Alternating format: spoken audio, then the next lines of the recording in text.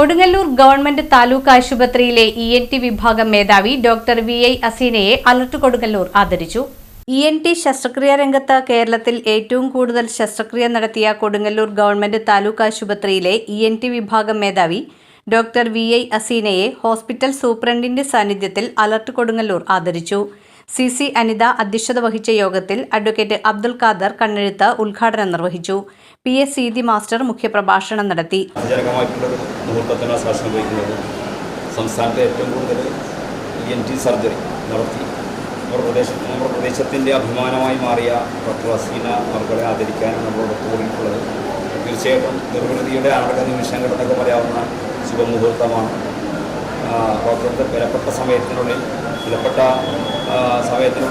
സമയം അപഹരിക്കുന്നത് ശരിയല്ല എന്നറിയാം. എങ്കിലും വൈകാതെ സംസ്ഥാനത്തെ ഏറ്റവും മികച്ച ഡോക്ടർക്കുള്ള ബഹുമതി കൂടി ലഭിക്കട്ടെ എന്ന് ആത്മാർത്ഥമായി ആശംസിച്ചു.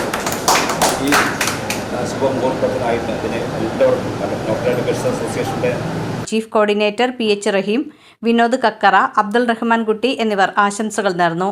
ജനറൽ സെക്രട്ടറി CA റഷീദ് സ്വാഗതവും സെക്രട്ടറി VS ഇബ്രാഹിം കുട്ടി നന്ദിയും പറഞ്ഞു.